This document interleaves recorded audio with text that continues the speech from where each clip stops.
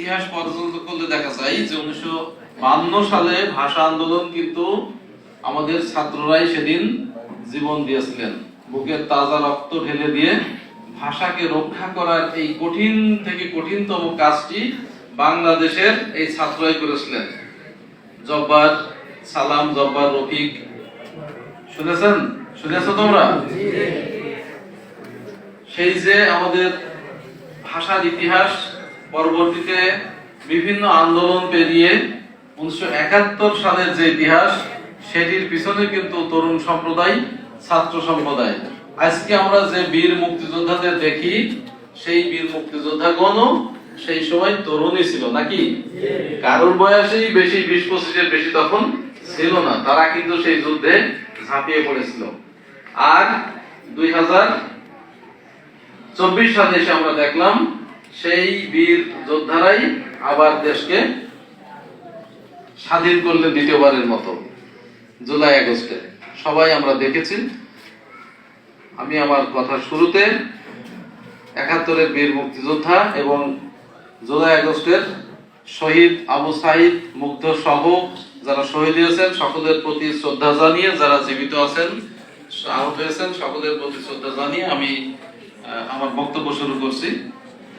Actually আমরা এইখানে এই হাউসে যারা উপস্থিত আছি তারা সবাই ছাত্র, যারা পেশাজীবী আমরা আছি, কিন্তু মূলত আমাদের উদ্দেশ্য তোমাদের সাথে আমাদের ইন্টারাকশন এবং এই যে অনুপ্রেরণা, এই যে উদ্বুদ্ধ করা, এই বিজয় গাথা কিছু সময়ের জন্য আমরা এর মধ্যে হারিয়ে যাব।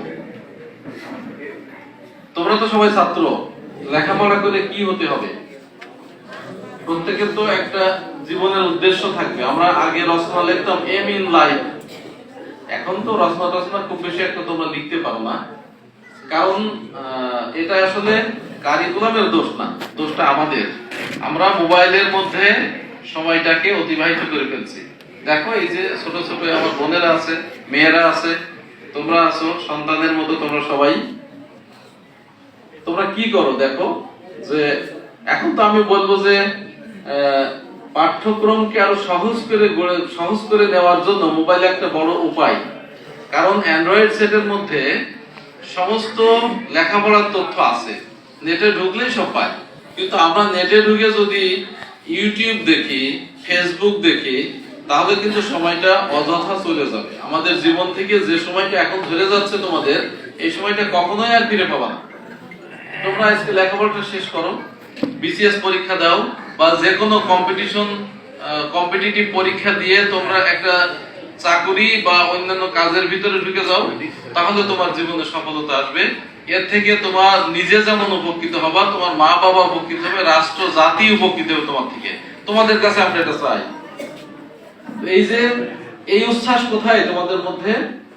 তারুণ্যের উচ্ছ্বাস কাকে বলে? এটাই তো উচ্ছ্বাস। আমি আমাকে প্রতিষ্ঠিত করব, আমি আমার রাষ্ট্রকে প্রতিষ্ঠিত করব, আমি আমার সংসার, ধর্ম সকলকে প্রতিষ্ঠিত করব, আমার পিতামাতার ইচ্ছাকে প্রতিষ্ঠিত করব। তারা কি চায় যে তুমি গুন্ডা হও, বদমাইশ হও, গাঁজা খাও, মদ খাও, সন্ত্রাসী করো? এটা কেউ চায় না। তারা চায় যে আমার সন্তান যেন থাকে দুধে ভাতে। তো আমি বলবো যে দুধে ভাতে যদি থাকতে হয়, তাহলে আমাদেরকে লেখাপড়ার মধ্যে মনোনিবেশ করতে হবে। আমরা মাদ্রাসায় পড়ি, তার অর্থ এই নয় যে আমরা কিছু জানি না। মাদ্রাসার পোলাপান কিন্তু অত্যন্ত ব্রেনি হয়। আমি একটু কথা বলবো। অন্যায়ের বিরুদ্ধে প্রতিরোধে জীবন দিতে পারে, আবার ভালো কাজদেরকে সর্বোচ্চ নিয়োজিত করতে পারে, আবার খারাপ কাজ করে না? খারাপ কাজকে আমাদের মোটো উদ্দেশ্য নয়। তো আমি যেটি বলছিলাম, মাদ্রাসার ছাত্রছাত্রীদের মধ্যে অনেক ব্রিলিয়ান্ট আছে। ব্রিলিয়ান্ট কাকে বলে? আমি ভালো ছাত্র হলাম, তো ভালো ছাত্র হলেই কি সে ব্রিলিয়ান্ট হয়?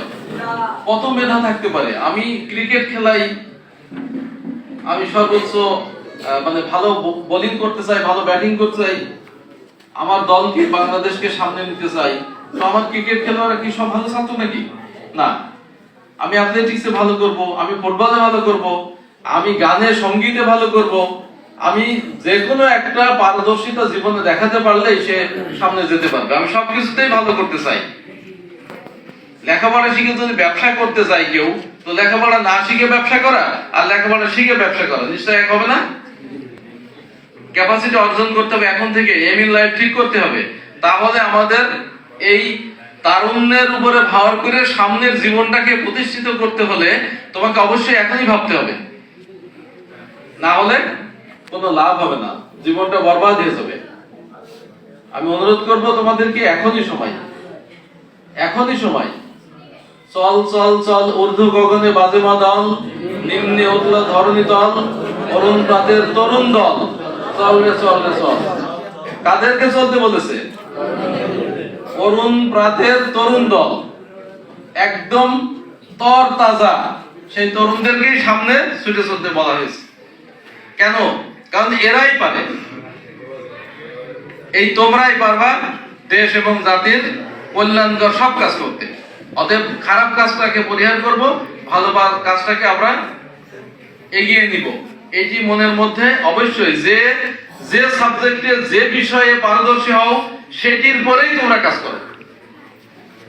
তুমি ভালো গান গাও, আমি যদি তোমাকে জোর করে লেখাপড়ার মধ্যে নিয়ে আসি, তোমাকে ডাক্তার হতে হবে, তাহলে সেটা তোমার উপরে আমার ইম্পোজ করা হলো, চাপিয়ে দেওয়া হলো। তুমি যদি ভালো গান গাও, গানটাকে ভালো করে ধরো, লেখাপড়াটাকে ধরো। লেখাপড়াটা তো পাঁচটা তো করতে ভালো করতে হবে। তুমি যদি ভালো একটু, যেটা বললাম যে গণিতটা ভালো বোঝো, গণিত সাবজেক্টে কিভাবে লেখাপড়া করা যায় সেটাই বেছে নেবা তুমি।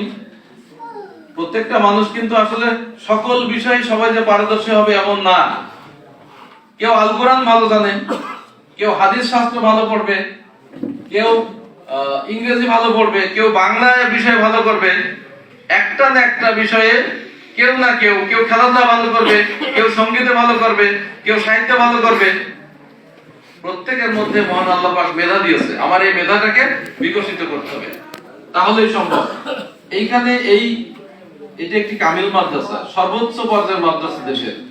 এইখানে আমি শিক্ষকদের অনুরোধ করব, এই ছাত্রছাত্রীদের মধ্যে সর্বোচ্চ জ্ঞানটুকু বিলিয়ে দিয়ে তাদেরকে মানুষের মতো মানুষ করে গড়ে তুলতে পারলে আমাদের এই জায়গাটায় আমাদের সফলতা নিহিত থাকবে। সফলতা আমাদের আসবে, ধরা দিবেই। সকল ক্ষেত্রেই কিন্তু তারুণ্যের জয়গান গাওয়া হয়েছে, তাছাড়া সম্ভব নয়। 90-এর আন্দোলনেও কিন্তু এই জীবন বিলিয়ে দিয়েছিল নূর হোসেন, সেও কিন্তু ছাত্রই ছিল, নাকি ডাক্তার না কি ছিলেন? নূর হোসেন জানা আছে আপনাদের?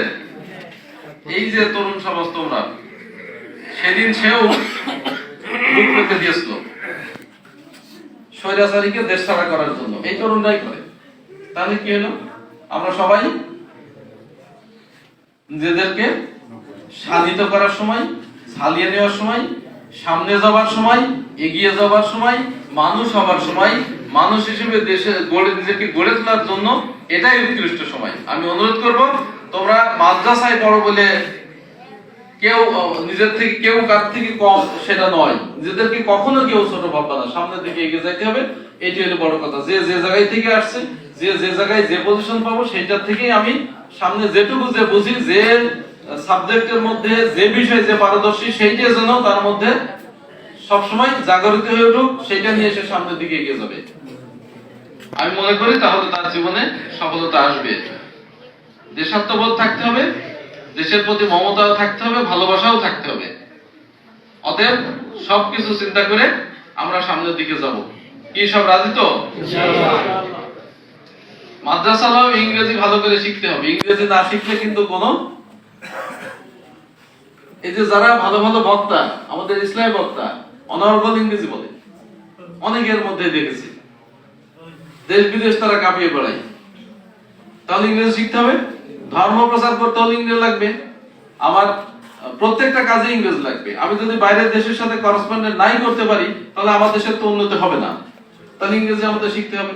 একসময় আমরা ইংরেজি শিখতাম না, কারণ কি ইংরেজি শিখলে নাকি জায়েজ যাবে, ইসলাম ধর্ম থাকবে না, এরকম কথা শোনা যেত সেই ব্রিটিশ আমলে ভারতবর্ষে। এরকম, এই কারণেই তো আমরা পিছিয়ে গেছি, ইংরেজি না শিখে শিখে। ওই ধারণা থেকে আমরা এখন বের হতে পেরেছি। কি আমরা পারি নাই?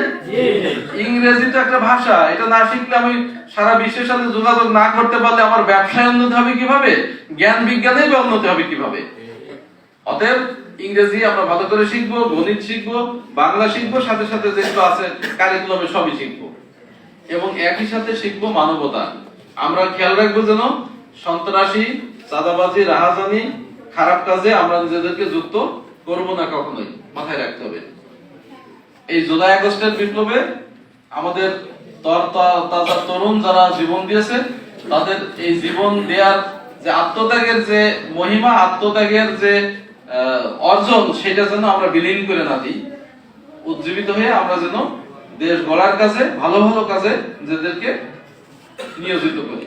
আমার প্রত্যাশা থাকবে আমরা যেন সবাই মানুষ হই, আমরা যেন দেশের জন্য কাজ করতে পারি, মানুষের জন্য কাজ করতে পারি, নিজের জন্য সর্বোপরি পরিবারের জন্য কাজ করতে পারি, এইটুকু আমার প্রত্যাশা থাকবে।